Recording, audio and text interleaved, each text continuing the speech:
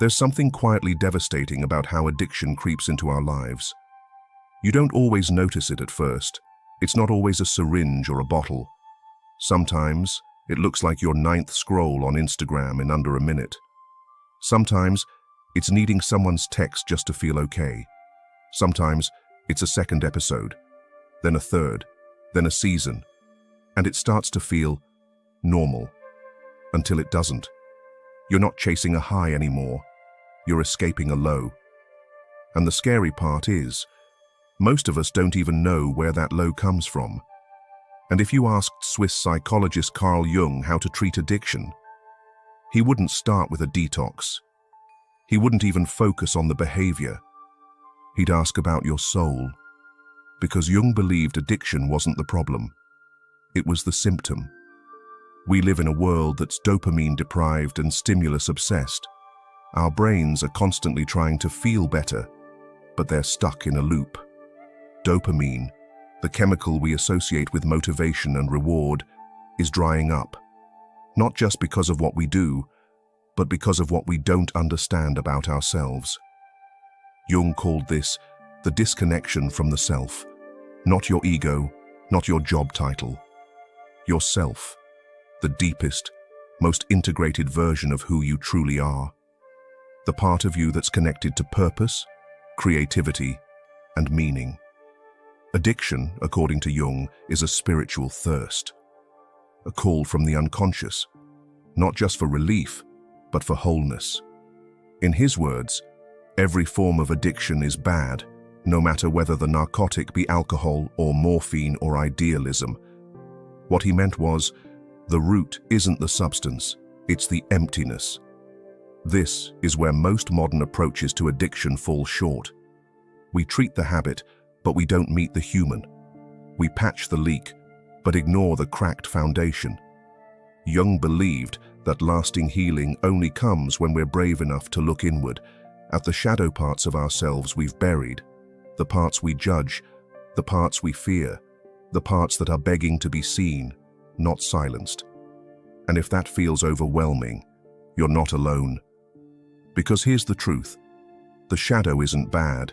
It is repressed energy. And ironically, it's where the healing lives. But here's the amazing part. Wait for it. Jung didn't just leave us with theories.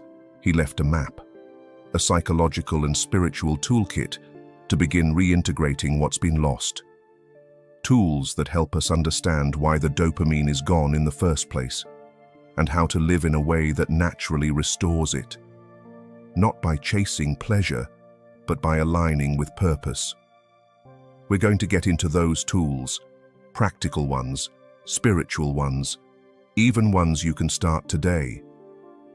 So stay until the end of this video, because what you'll discover isn't just how to treat addiction, it's how to finally understand the part of you that's been calling out through it. And before we continue, if you're someone who loves expanding your mind and exploring the deeper layers of life, make sure to subscribe to Fractal Wisdom so you never miss a moment of this journey inward. So if addiction is the symptom and not the cause, then what's underneath it? Let's talk about dopamine, not as a buzzword, but as a messenger. Dopamine isn't just the feel-good chemical. It's the drive behind every little action that makes us feel alive. It is motivation, anticipation, and reward. The ping of a message, the first bite of dessert, the warm text that says, thinking of you. And when you're running low on dopamine, life starts to feel grey, uninspired, and flat. That's when the craving begins. But dopamine depletion doesn't start with Netflix or fast food. It usually starts way earlier. It starts with emotional suppression, with environments where authenticity had a cost, where maybe you had to be the good kid, or the strong one, or the fixer. You learn to push your needs aside, to survive, and in that push, you disconnected from the self. Jung called this psychic splitting. It's when you bury the parts of you that weren't welcome and build a mask instead. And what does the brain do with that kind of chronic disconnection? It searches for relief. Some chase it in a bottle, others in a partner or a screen. But it's not about the thing. It's about the feeling they're trying to recreate. A spark of meaning, a sense of being enough, even if just for a moment. So now we're caught, not in addiction, but in a loop. Inner emptiness, leading to dopamine crash, escape behavior, shame, and then more emptiness. Carl Jung understood that healing this loop isn't about willpower. It's about integration. He once wrote, "We don't become enlightened by imagining figures of light, but by making the darkness conscious." That means turning toward the part of you that's hurting, not avoiding it. That means asking, what pain is this addiction trying to anesthetize? And what part of me have I abandoned in order to cope? This is where Jung's approach radically differs from traditional models. He didn't just want you sober, he wanted you whole. And that wholeness starts with awareness, with seeing the patterns not as failures but as clues, little smoke signals from your unconscious guiding you home. This is why Jung believed dreams were sacred, why symbols and archetypes mattered. They were messages from the parts of ourselves we forgot.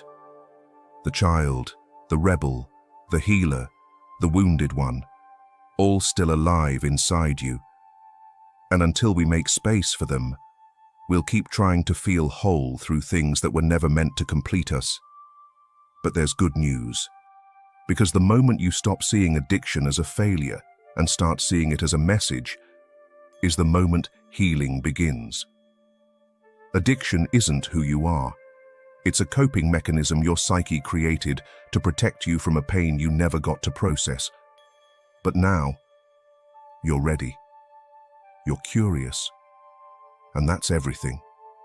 So let's explore 3 tools, practical, spiritual, and soul-nourishing, that can help you connect with your deeper self and reveal what's really behind those compulsive patterns. These tools aren't about fighting the addiction, they're about listening to it. Tool number 1, shadow work. Carl Jung's most revolutionary idea was the shadow, the hidden part of our psyche where we store everything we've rejected, denied, or judged about ourselves. The anger, the sadness, the jealousy, the fear, even the desire to feel powerful, loved, or seen. These parts don't disappear.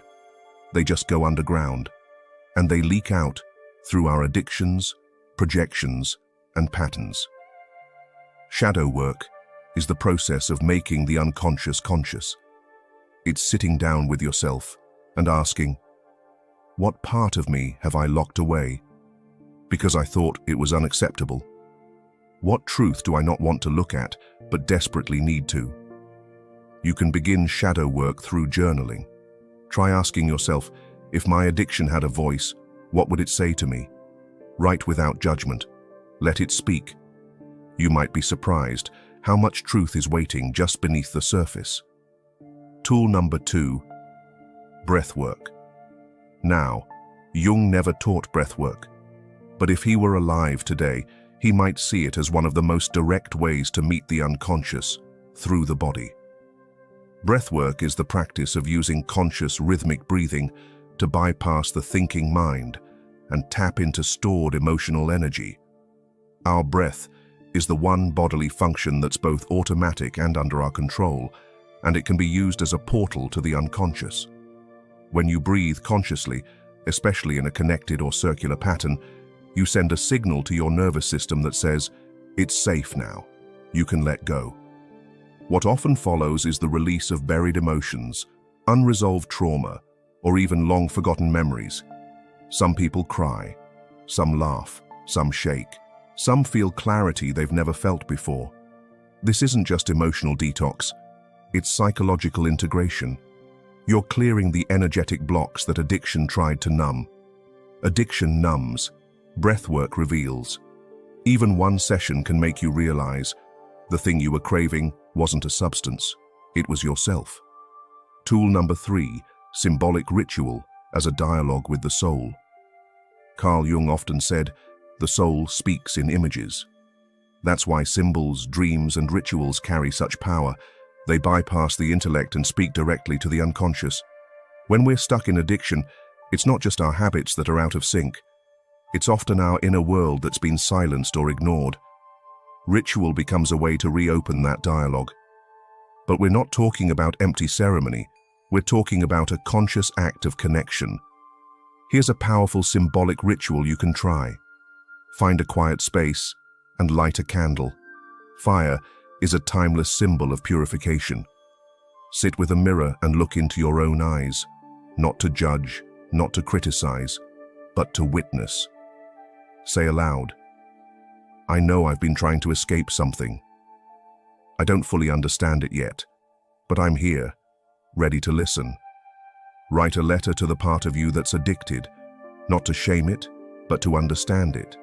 Then, fold it up and place it beneath the candle. Let it burn for 15 minutes while you breathe, and just stay present. This is less about fixing and more about reconnecting. You're letting your deeper self know you're not alone anymore. So now that we've looked at the symptoms, we've met the shadow, and started the work of reconnection, it's time for the real alchemy, the transformation. Because healing addiction isn't just about breaking a habit, it's about becoming someone new, or rather, someone truer. It's about answering the call that addiction was trying to silence all along. This is the path Carl Jung called individuation, the journey of becoming your whole self. Not perfect, not polished, but integrated. You see, most people think healing means returning to who they were before the addiction. But Jung would tell you, that version of you was already split, already disconnected, already suffering. The goal isn't to go back. It's to go through and become the version of you that addiction was pointing you toward, the version of you who feels whole without needing to escape. Let's talk about what that actually looks like in everyday life. Step 1. Create a life that feeds your soul, not just your schedule. Jung believed that most neuroses stemmed from a life not lived. That includes the job that drains you, relationships that numb you, the routine that leaves your spirit unexpressed. You don't heal in a vacuum. You heal in an environment that reflects your truth. So ask yourself, what in my life feeds the addiction, and what feeds my authenticity? Start small. One choice a day, one honest conversation, one creative outlet, one boundary honored. These are not just acts of discipline, they are acts of soul. Step 2. Let meaning replace stimulation. Addiction thrives in a life that is overstimulated and underconnected. We scroll instead of speak. We binge instead of reflect. We consume instead of create. So instead of asking, "How do I stop the habit?" ask, "What is this craving asking for, emotionally, spiritually?" Replace the dopamine loop with meaning loops. Things like creating art without judging it, sitting with silence and asking yourself what you feel, reading something that stirs you, not just entertains you, spending time with people who hold space, not just small talk. When your life becomes a space where your true self is welcome, addiction starts to lose its grip. Step 3. See relapse as a messenger, not a failure. Jung was clear. Healing is not linear. The unconscious doesn't move in straight lines. It spirals, it circles, it repeats patterns until they're truly integrated. Relapse, if it happens, isn't shameful. It is information. It's your psyche saying, "You missed something. Let's look again." You are not back at square one. You're just on a deeper layer of the spiral. And this time, you've got tools, awareness, language, community, compassion. The real miracle is when addiction becomes the reason you found yourself, when the thing that once broke you becomes the doorway to your liberation. Because that's what individuation is, not self-improvement, not recovery. It is reclamation, the returning of all the lost parts of you, the shadow, the child, the artist, the dreamer, the spiritual seeker. and weaving them into one radiant, coherent life. So if you've been waiting for a sign, this is it. This is the beginning of your return. If this journey has spoken to you, even in a whisper, comment below, "I'm coming home."